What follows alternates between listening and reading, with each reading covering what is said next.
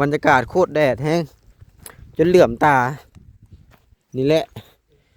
ทางอ้ายบ่าวโอลิหรือว่าสร้างเวียงเพิ่นก็มาพัดกกเสานี่อ๋อตัวเพิ่นเอาแบบว่าฮีทเกียร์นะพี่น้องมาคัดมันก็จะละเอียดดีอยู่อ่านี่อ่านี่พี่น้องเอ้ยเพิ่นเอาอันนี้คัดคักอะลีอ๋อตัวแดดโอ้ทางสร้างแล้วเฮ็ดหยังนี่พักผ่อนบ่สบายดีสร้างพักผ่อนบ่แดดแห้งเนาะอ๋อมื้อนี้สิได้ฮอดชัยเด้มื้อนี้ใส่พัดลมนี่ก็จังหน่อยคือพัดลมไว้ใส่เป็นลมไว้แล้วก็มื้ออื่นก็มุ้งแล้วมื้ออื่นได้มุ้งเลยเนาะแม่นแต่ว่าเพิ่นได้สั่งมาแล้วบ่ยังเออสบายดีสวัสดีพ่อแม่พี่น้อง FC เบิดสุขุสุคนบ่ว่าจะเป็นฝั่งไทยฝั่งลาวหรือว่าสิเป็นทางต่างประเทศก็ยินดีต้อนรับเข้าสู่ช่อง YouTube บ่าวเอ็นสตูดิโอหรือว่า Facebook Fanpage บ่าวเอ็นอีกแล้วเอาพี่น้องเสิร์ฟเปิดภาพมาตอนนี้ก็นั่งอยู่บ้านของน้องแต่เพิ่นอีกคือเก่าเด้อซึ่งมันว่าหมู่คู่กับเมื่อเบิดแล้วเนาะซุมบ่าวบอสบ่าวโอลิก็กลับออกไปเบิดเลยเนาะพี่น้องเนาะก็คือตอนนี้ก็เป็นเวลาบ่าย2 โมงเนาะก็ค่อนข้างจะแดดพอสมควรอุณหภูมิ37 องศาเนาะพี่น้องเนาะ37 องศานี่ถือว่าแดดหลายเนาะสมมุติว่านี่บ่เห็นก็ตากแดดไปหาเอ้ยลำก็จนเป็นไข้เนาะพี่น้องกลับมาเพราะว่ามันแดดแห้งนะแบบว่าเฮาขี่รถจักรตากแดดมันอบมันเอาก็จนได้พักผ่อนมันนำทางมันอยากวูบนะพี่น้องมันแดดแห้งว่าง่ายก็ได้ก็พอดีว่าบ่เห็นก็จะอัปเดตบ้านของน้องแต่เพิ่นอีกเล็กๆน้อยๆก็อาจจะได้กลับออกไปอะไรเนาะซึ่งมันว่าปัจจุบันเนี่ยก็โอ้ไปใช้ก็ค่อนข้างจะลำบากพี่น้องมันร้อนแห้งถ้าว่ามันหนาวเนี่ยเขาขับรถไปยังว่ามันพอทนพี่น้องแต่มันแดดนี่มันยัดเป็นลมกับปานนี้นะกับบุหูจักทางไปกับปานนี้เอาง่ายๆก็ได้เนาะทางไปมันไกลพี่น้องเอ้ยก็มีอยู่แล้วมันไกลแห้งน้ำบวยขาดมันขาดน้ำมันก็โอ้คือพ่อแม่พี่น้อง FC เห็นนั่นแหละถือว่าแพงหลายเงิน100 บาทนี่ก็ได้บ่ฮอด2 ลิตรเนาะลิตรหนึ่งก็ตกอยู่64 บาทแล้วอยู่ฝั่งลาวเนาะพี่น้องเนาะ64 บาทถ้าว่าไล่เป็นเงินกีบก็40 กว่าพันเนาะพี่น้องเนาะเงิน100 บาทก็ได้แต่น้ำมันลิตรกว่าก็บ่ฮู้ว่าฝั่งไทยแพงบ่แต่ว่าฝั่งลาวเฮานี่ค่อนข้างจะแพงเด้อพี่น้องเลยเอากันเพิ่นเบิ่งกันจักใส่เวลาก็เข้าไปอัปเดตบ้านน้องแต่เพิ่นมื้อนี้ทางสร้างเพิ่นก็จะใส่นี่แหละแป้นลมไว้หลังจากที่ใช้แป้นลมไว้เพิ่นก็น่าสิบ่ได้มุงดอกมื้อนี้น่าจะเป็นมื้ออื่นพุ่นแหละก่อนจะได้มุงก็ได้พี่น้องเอ้ยบรรยากาศโคตรแดดแห้งจนเหลื่อมตานี่แหละทางอ้ายบ่าวโอลิหรือว่าสร้างเวียงเพิ่นก็มาพัดกกเสานี่อ๋อตัวเพิ่นเอาแบบว่าฮีทเกียร์นะพี่น้องมาคัดมันก็จะละเอียดดีอยู่นี่นี่พี่น้องเอ้ยเพิ่นเอาอันนี้คัดคักอะลีอ๋อตัวแดดโอ้ทางสร้างแล้วเฮ็ดหยังนี่พักผ่อนบ่สบายดีสร้างสบายดีพักผ่อนบ่พรแดดแห้งเนาะพรก็น่าจะขึ้นไปอีกมื้อนี้สิได้ฮอดชัยเด้มื้อนี้ใส่พัดลมนี่ก็จังหน่อยคือพัดลมไว้ใส่เป็นลมไว้แล้วก็มื้ออื่นก็มุ้งแล้วมื้ออื่นได้มุ้งเลยเนาะแม่นแต่ว่าเพิ่นได้สั่งมาแล้วบ่ยังตัดเป็นลมเนาะใส่เป็นลมนี่ยืนอยู่หลุมบ่นี่นะคือบ่ขึ้นอยู่เทิงโลดเป็นทั้งเมืองนั่นแหละเมืองมันสูงมันก็ขึ้นแบบว่าเอาเสือกมัดเอารถนำมันจะสบายเบื้องนี่ขึ้นสูงขึ้นทั้งเบื้องนั่นยืนตอกมาเลยแม่4 เมตรเด้ตัวเดียวแล้วตัวเดียวมันสบายเนาะนี่ต่อน้อยนึงต่อน้อยหนึ่งเนาะบรรยากาศก็แดดแห้งอีหลีป๊าดอุณหภูมิ37 องศาพุ่นตอนนี้นะ มันนี่เนาะ เป็นอายทนทวน ไป ซะ แต่ว่ามันล้มในไร ล้มกว่าว่านนี่ ล้มกว่าว่านี่ ว่านนี่ก็ประมาณซ้ำๆกันนี่แหละว่านนี่ก็ได้ลื่นกันเล็กๆน้อยๆจะหน่อยทาสีนี่งามได้นี่เนาะขักปันยังลงสีแฉลกลงสีไหมพี่น้องเอ้ยที่แรกๆนะหลายๆคนเบิ่งโอ้บ่เห็นเพิ่นหย้อนเป็นเที่ยงนาบ่เพิ่นว่า เห็นแต่เช้าเนาะเพราะว่าเฮายังบ่ได้ใส่อันสิญัวใส่คือใส่ข้างมันเด้ มันก็แบบว่ายังบ่ได้เป็นรูปร่างบ่ได้เป็นรูปร่างแล้วเด้ บ่ทันได้เป็นรูปเป็นทรง บ่ได้เป็นรูปเป็นทรงแล้วก็งามหลายผู้รักผู้ใหญ่บางคนเพิ่นก็มักเฮือนไม้สิได้เพิ่นว่าแบบเอกลักษณ์แบบธรรมชาติหั้นนะคนปัจจุบันนี่มักเฮ็ดแต่เฮือนดินบางคนก็มักเฮือนไม้แต่ว่าทรงไทยนี่เพิ่นจะมักแต่เฮือนไม้เด้มันก็งามคักๆจะน้อยแอมแล้วนี่ให้คักนี่แอมนี่โชว์ทั้งหน้านี่เพิ่นก็สิแอมบ่หรือว่าบ่ได้แอม บ่ได้แอบ อ้อแอมแต่ แต่ลูกเก่ง 6เสาตัวนี้เนาะ 4 เมตร อืม ไปจากเสานี่ไป4 เมตร ตัวนั้น แค่นั้นได้เพิ่นบ่ให้ตัดเลย แบบว่าชุดแผ่นเลยเนาะ เออ กับพอดีคือกัน เสามันจะอยู่ในเดียวมัน เฮาก็ได้มอบไม้48อีกได้อนี่เนาะคันบ่มอบนี่มันสิเด้งเข้าเด้งออกได้อนี่มอบไม้48แล้วก็ยิงๆเลยมันจังสบายคันบ่มอบไม้48เนี่ยแตกเด้ แล้วแล้ว มอบไม้48มันก็ได้แบบแล้วก็ยิงเลยก็แสดงว่าถ้าว่าเฮามุ่งแล้วนี่ก็แอมนี่ก็เบิดแล้วนี่เนาะหรือว่าเทพื้นพอบ่อืม จนมาเวียงเลยสิมาอนามัยอ่ะ บ่เวียงกิม มาปรับหน้าที่ให้ดี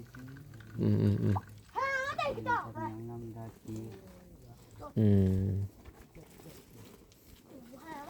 อันนี้แหละมุงก็มื้อหนึ่งก็น่าสิแล้วเนาะพอมุงโลซิ่งนี่มันเป็นช่วงยาวมันคือสิง่ายแอมนี่ก็ประมาณนั้นแหละ ประมาณ2 มื้อ เผาเห็ดเผาแล้วเนาะน้ำมันแพง มันแพง มันเทียบไปเทียบมาเนี่ยโอ้ย โอ้ย50บ่คุ้ม 50บ่ได้กุ้มเด้อพี่น้องเอ้ย นิดเดียวนี่ ลิตรปลายลิตรเศษจังน้อยมันอันนะมันอัน40 กว่าพันเนาะมันบ่ได้หลายเด้น้ำแข็งนี่หลังจากที่เปื่อยแล้วจักมีแต่พี่สั่งเปื้อนแห้งเนาะ เพื่อน บ่สะอาดแห้งเลยน้ำแข็งฝั่งลาวบ่คือฝั่งไทยเด้อพี่น้องบ่แม่นว่าเว้าใส่ประเทศตัวเองนะอยู่ฝั่งไทยมันรู้สึกว่าน้ำแข็งเพิ่นสะอาดหลาย เราเจ้า ค ก็ ง ยังบ่ คงเรียกเกี่ยวใครหน่อยนะ หึ คงเรียกเกี่ยวบอลขึ้นไปนี่ อืม อันนี้มันหลายมือสัตว์เขา อันนี้ย่าบ่ได้กันตองไม่ว่าเอาขึ้นแต่ใดแหละเฮ็ดเป็นน้ำก้อนเลยนะ ขายมันขายดีเด้ อืม ขึ้นราคาอีกแบบนี้ ให้เฮ็ดไปเลยๆเนาะขายดีไปให้เฮ็ดไปเลย ขายดีแสดงอันนั้นขายดีก็เดียวว่าเสียในคนนิยมเนาะ ๆยังเฮ็ดกะคักเลยเนาะ เอาแล้ว อันนี้ขายดีไปให้เฮ็ดไปเลยๆพี่น้องเอ้ยวานนี่มันแล่นมาแต่พารานจนบ่สบาย เจ้าอะไร ไปกับบ่จ่อยวานนี่ แดดเลย ผู้ละเฮือน เพื่อนก่อหรือเพื่อนเนี่ย เฮือนก่อ ผู้มีไปเห็ด เพราะว่าเบายังน่ะที่แรกๆซุบ่บอสแหละไปเฮ็ดฮะ เห็ด ฮอดคันได้เดี๋ยวเจ้าของ เทคานแล้วก็หยุดบัดนี้ ตั้งเสาเทคาน แม่นแล้วครับเทคานคันว่าเฮาสิเที่ยวไปเฮ็ดสิมันบ่ไหวน้ำมันหามื้อละ500,000ไปกลับบ่ได้เด้ ไปนอนแหละนอนกับที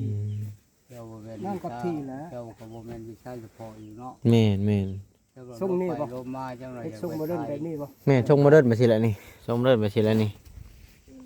แบบตัวนี้เลยนี่ แต่ทางน้องบอกอยู่พลาน แม่นนี่นะใกล้อยู่ฮอดพลานนะยังอีกประมาณ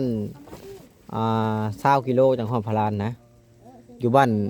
นาถมนี่นะทางบ้านอันสางแสงนี่ ทั้งแดง แม่นทางแบงนาถมนี่นะอยู่บ้านสางแสงนี่นะ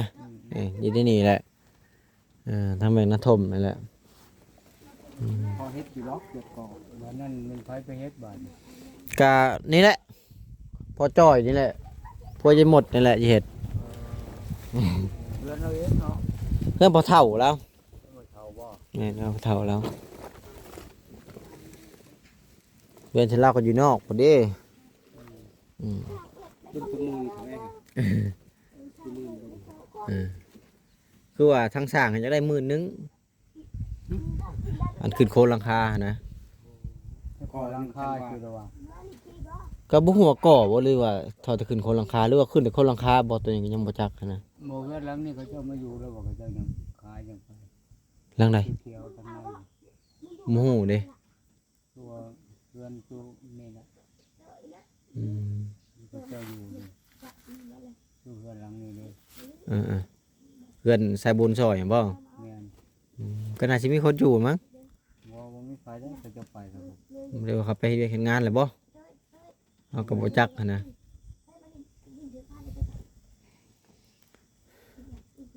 คันแม่นอยู่ใกล้ก็พอเฮ็ดอยู่ขึ้นโครงหลังคาก็มันไกลถ้าใกล้นี่เฮาไปเฮ็ดจักมื้อ2มื้อก็แล้วแหละ ตอนเช้าเฮ็ด เพอมุงโมเดิร์นมันก็สิง่ายมันง่ายกว่าตัวนี้ มันเป็นลวดเดียวเลยเด้เอาขึ้นอย่างไรกะ เขาก็ 10 แผ่นบ่เท่านั้นแหละ11 แผ่น12 แผ่น เดียวเนาะเล็กแต่ตัวเดียว เฮือนเท่าไหร่6 คูณ 7บ่ประมาณนี้แหละ6 คูณ 7 ปั้นกัน 6 คูณ 7อันนี้ใหญ่กว่า ใช่กว่า ใหญ่กว่าเฮือน6 คูณ 7มันบ่ใหญ่ปานใด โอ้จะเป็นไข่ย้อนแล้วจะเกี่ยวปลานมันแดดนี่ เป็นไข่เด้เพราะมาวานนี่จนออกฮ้อนนก รถเจ้า ลน หัวเจ้าอีก จนได้พักพรมาวานนี่นะพักผ่อนช่องเถื่อบ่ไหว ปลานเคยไปนะปลาน อยากนอนก็อยากนอนแดดก็แดดป้าจนหลีตามาหีตามันขับรถตอบตะเวนเนาะอ๋อบ างว่าเด็กชนูไปหาลูกเห็นกันยังตายแล้วนะ แม่นแหละ เมื่อป้านเมื่อหาโมงทำอะไร ขเมื่อมค่ำพ่อเมื่ออยู่เด้ 8 โมงตรงคืนหอดขึ้นแล้วไหว เมื่อมีสิว บ่ได้แล้ว โอ้ยเจ้า นี่เราตะกี้100,000เดี๋ยวนี้กว่าแล้วเรียนตก200,000คนแล้ว แซนปลายเต็มนี่ เดียว ไปกลับเลย อืม กลับมาบ่ได้ เมื่อก็ไปกลับรถนี่รถ รถเอ็มมันก็ค่อนข้างสิเปลืองได้รถแบบรถของเฮานี่จากคาบูในเว็บไทยนี่เปลือง เปลืองกว่ารถเขาบ่โอ้ รถบ่โอลี่น่ะมันบ่ได้เปลืองได้ แม่น เฮาแล่นหันให้กินหลายรถอันนี้น่ะ โอ้ โอ้แลนไว้ตัวเองกิน แม่นว่าเท่าไรให้กิน กินที่นี่ โพดโพได้ จักห่อนแบบนี้โอ้ยจะไปแลนเบิ่ง จากห้องพัดแล่นพัดซ่าได้บ่นี่บ่ได้หั่นเด้ ว่าแล้วแลนบ่ออก มันแล่นบ่ออก โอ้เว็บร้อยมันบ่ฮอดร้อยซับ 80 อ้าวเห็นแล้วสิมีแนวตัดเดี๋ยวก็เจ้าเนี่ยตัด ตัดยังล่ะ ตัดแทนนี่เหรอ อืมพัดบ่เอาไว้เนาะ บ่เมียนแล้วเขาซื้อ อืม คือเขาเจ้าเฮ็ดเอง กี่เมตรไปแล้ว สิใส่ตะปูให้แล้วขีดเอาบ่ได้บ่ มันบ่งามเนาะ เป็นคลอง อืม แต่ แม่นเอาไปซื้ออันนั้นให้ได้เจ้าก็ได้ ใบเหลือดตะเล็กให้เด้ บ่เข้า ใบเหลือดตะเล็กน้อยให้ได้ โอ้ โอ้ยยังเข่าแล้วใบอันนั้น เฮ้ยบ่ได้เขาเฮือนค่อยเบิดหาเล่มผูก ใบเรือตะเล็กไหล เออ ใบน้อยมันก็สิไข่แน่ เกาะแล้วหันเลยเพื่อหักสับเบิด เลือดทั้งหลังมันเด้อมันยังอันน่ะมันยัง มือ ทำไง เราโมเมนต์ที่นั่นเราเก็บเนาะคิดเขาคิดเกิดคือจับ เออเจ้าแม่นคือเฮาตัดกะโลนี่ได้แล้วจะจับแล้วนั้นเขาได้จนเขาเอาผ่าแล้ว ผัดบ่ยืมน้ำพวกเพิ่นเด้เมื่อกี้นี่ เพราะคนเก่ามาจะพอแต่คนนั้นซื้อมา เพิ่นมามัด คือว่า บอกแล้วว่าสิมาหมอง อืม ตัดปลาเนี่ยแหละจะได้ เพราะว่ามันบ่มีสายไฟเด้เนาะไฟมาบ่ถึงเด้ ไปก็จะมืดเด้เขาเจียวมากินเรือก้อนเดียวหรือก้อนหนึงหมดเลย เออ แต่ว่าบ่เปลืองใด เปลืองหั่นแหละแต่ว่ามันก็พอเฮ็ดอยู่ถ้าว่ามันมีหลายก้อนนะมันจำเป็นนี่เนาะเขาจังใช้ตัวนี้นะ เลย มันบ่จำเป็นรีเข้ากับใช้ตัวไฟฟ้าพุ่นแหละมันใช้ดีกว่ากันหั่นนะมันก็สิแห้งกว่ากันอีก บ้านร้านนี่คือสิแม่นอยู่ครึ่งหน้าชายกับบ้านกลางพุสีนี่เด้อว่า แม่นอยู่บ้านชุมสนุกนี่แหละ ครึ่ง บ้านตัว ห นี้ น้าชายกับกลางพุสีเนาะ แม่นแม่น ทางโค้งนี่แหละ ก็บ่ไกลมันเนาะ บ่ไกลปานใด บ่ไกลแล้วใกล้กว่าอยู่คนลุงนี่ แม่นใกล้กว่าอยู่ หาผู้พูด อืมผู้เจ้ามันพัดโง่ไปทางนั้นเด้ บ้านไหนบ้านอาจารย์เดี๋ยวไปตัวเมียเจ้าอะเจอตายวัน โอ้ยอยู่ในบ้านนั้นไปเจอบ้านอาจารย์ มันพักขยะบ่ ได้มีหมอ อยู่ในดิแหววิทย์ทางแบงไปหน่อยหนึ่งมันมีดักลงไป ทางเข้าบ้านที่บ่เอาลินี่บ่จัก บ่ไกลไกลทางแบงอันนั้นได้ ไปทั้งเดียวกับบ้านเจ้ามีทางเนี่ยเขา อ๋อคนแก่นตะเพิ่งฮะ แม่นแถวนั้น เออ ขอนแก่นพุ่น แหว่ข้างขวามือหั่นล่ะว่า แม่น ๆ ต้นเข็มขอนแก่นเนาะ มันเป็นคนแก่นนั่นแหละดวงลำดวนนั่นแหละ ดมด้วนโต้ดมด้วนโลด เออ มีหมอปัวเมียก่อย ดวงลำดวนนั่นแหละ เพราะนั้นเลย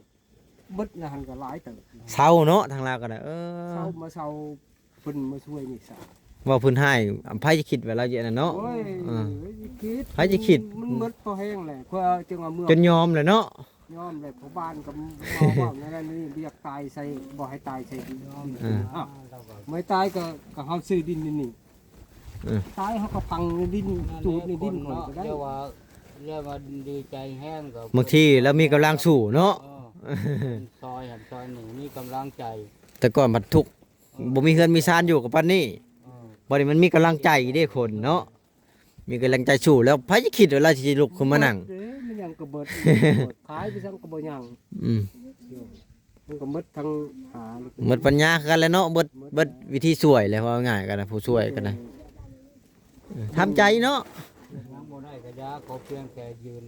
โตได้ โอ้แล้วก็เว้าได้แวะแล้วก็ตุ้ยขึ้นได้เดี๋ยวนี้เนาะ เสียงป่าแล้วก็บ่แม่นบ่แวงแวง ห้องแหละเนาะเสียงว่าแล้วก็นั่นแต่เก่ามีแต่ลมตอนเข้าไปใหม่ๆแล้วจนปากว้าวอืมตอนขี่ซาเล้งไปปัวแล้วเนาะ ใจแห้ง ไปแล้วจนลูกนั่งได้วิทย์กรรมแล้ว ที่ยางใดได้ยางใดแล้วไปแล้วล้มแล้วก็คืนบาด คืนเลยบ่คืนก็พรีเขาบ่โอมมาเป็นแห้งแล้วก็พอเมื่อพุธพบานมาบอกเด้ว่าอันว่าชิ้นมดเรียลอกก็บ่อยากให้ตายใช่เด้เด้ว่าเขาสิกินหยังตีถามเพราะว่าซุมคอยได้พิษมาซื้อดินนี่สมมุติว่าเฮาพอใจจูดในดินเฮาเองเฮาบ่ไปจูดพิษสายยังพิษบ่ว่าพิษบักคุณล่ะเฒ่าแก่บอกว่ามันบ่เกี่ยวได้จึงจะเอาไปไล่เขาพิษได้ดินเขาเอง ดินเฮาก็ซื้อแหล้วเนาะพอบ้านมอบกรรมสิทธิ์ให้แล้วเนาะ โดย สั่นแหละพวกเจ้าเช่นให้นังซะเนาะ โดย เขาบ่อยากให้ซื้อ บ้านนี้คุณล่ะเฒ่าแก่เขามาเอิ้นกลับคืนได้มาบอกผู้นี้มาเอิ้น อืม มาว่าบ่ได้ได้จึงจะเอาไปเว้าไว้นั่นบ่แม่นเขามาเซาได้ เนี่ยพอแล้วไปห้องมา เขาซื้อได้ดินเขาซื้อมีใบขับทองข้างใน ไป ได้ สิว่าเราสิยังแล้วเมื่อพุ่นน่ะ วางหั่นน่ะแล้วมื้อแล้วเนาะ เมื่อแล้วมันบ่มีเด้ พอแล้วไปอ่อยมาอยู่ที่ยา มันบ่มีบนอันนั้น ว่า โยเมื่อทางพุ่นเขาก็บ่มาหยังเนาะ เนี่ยยา ทุกเรื่อง นั่ นั่ น น น่ะพวกคนหนึ่งเคยเหลือจะนอดบ่ช่วงน่ะ แม่น เหลือสบายพุ่นเนาะ ๆว่าหั่นน่ะช่วยเรืออันป้าออด เนาะ ช่วยเรือจันออดเด้ตอนอยู่เฮ็ดเฮือนหั่นเด้ ตอนบ่ได้มาได้เพิ่นนี่บ่ได้มาปานใด เออ โอ้ยข่อยยังอยู่สิกองกู อืม มันบ่มีตันปัญญาทิมเราเลยทิมไปหาเงินได้เงิน5ล้าน อืม ตีกลับมาบ่ได้กินบ่ได้ยำไปสั่งเงิน5ล้านโอนมาเลย ผัวแล้วแหน่ผัวเมียแล้วแหน่ โอนมาก็บ่พอซ้ำขายยา มันสิได้หยังเงิน5ล้าน ขายยา บ่แม่นพม่าดอกเพิ่นเอาเงิน5ล้านน่ะ แพทย์บัดแพทย์ทหารซ้ำมันมามันเว้าเอาโลก อืม เดี๋ยวฮอดนั้น มันบ่ได้เว้าในนั้นในนี่เลย อืม ตุบเข็มเดียวก็500,000แหละชงสโลมก็โอ้4-5 แสนมันว่า 400,000ปลาย500,000โลมทงหนึงน่ะ ก็บ่จักนะเพิ่นเฮาก็เสียให้เพิ่นนั่นแหละเฮา เสีย ก็ได้ เลยเนี่ยโอ้โหก็จำเป็นเลย อืม เนี่ยปวดเลือดซื่อๆก็ยังหาแสนแหละ ของหมอเวียดนี่คือกันลาวเวียดนี่เข้าไปทำอิฐน่ะจดชื่อได้นี่เสีย500,000แล้วเด้ หาแสนเลย ลาวเวียดนี่ได้ ก็เลยได้บายเจ้า เจ็ นะ ดนี่บ่ นี่นะในชิโนนี่เข้าไปจดชื่อได้ยังบ่ได้กวดนั่นเด้ เสียเลย เสีย500,000แล้วหลังจากที่เข้าไปจดชื่อก่อนสิไปกวดพญาติบัดนี้ออกมาตรวจพญาติเสียอีก700,000บัดนี้อันนี้ไปเอายาเสียให้เพิ่นอีกได้บัดนี้3เทื่อ บ่โทษ 3เทื่อได้เสียนะ ยังบ่ทันฮู้ว่ามันสิดีหรือสิเท่า ยังดีบ่ดีเข้าไปจดชื่อมันเสียโลดเพิ่นจังเอิ้นให้เอาเข้าไปเอโกได้ เจ้าบ่เหย้าสิได้เงิน10ล้านบ่ อืม หามึง คณะหาประกวดกระเพาะถือยังเบิดเท่าไดล้านปลายเกือบเข้า2ล้าน มาเลยไปน้อยหนึงไปจ้างเนาะจ้างล่อ อ่า ล่อจมูกหมูเอาเสีย2,000 บาทหมดไปเลยเด้บ้านนี้ นี่แหละ การอยู่การกิน งาน บ้า นั้น นจ้างเรามาทันบ่ หมอผู้เสียแหละ อืม หมอนั่นก็บ่ยืนอีกโซ่น้ำลังเมียก็ไปก่อนหมอ อืม ตับบอกหมอ อืม ขึ้นกระมอง ก็คนทำเป็นโรคธรรมดานี่ก็นานอยู่คันเนาะเขาเจะเป็นตับเป็นไตแล้วยากอะไรตัวนั้น หมอนั่นเขาว่าตับ อ่า หมอเป็นตัวบอลเดียวกันแหละเขาว่ายอมเอาเมื่อโลกเขาว่า อืม เขาบอกถึงคันนั้นนะหาเมื่อโลกเอาได้เอาไปได้ขอนอนก็จะหาคืนเจ้าก่อนเสียเงินละ3,500 บาท อืม เพิ่นกระเป๋ไปซื่อๆนะ อืม แล้วเพิ่นบอกเลยว่าเอาบ่ได้ แม่นและเพิ่นเอาบ่ได้แหละก็เบิดทั้งนั้นแหละ เจ้ายังซูอยู่ก็ตั้งขายเบิ่งเพิ่นว่า ดีก็เอาบ่ดีแล้วก็บ่ไหวเนี่ย3,500 บาทขาย นี่แหละพี่น้องเอ้ยบรรยากาศโคตรแดดอืม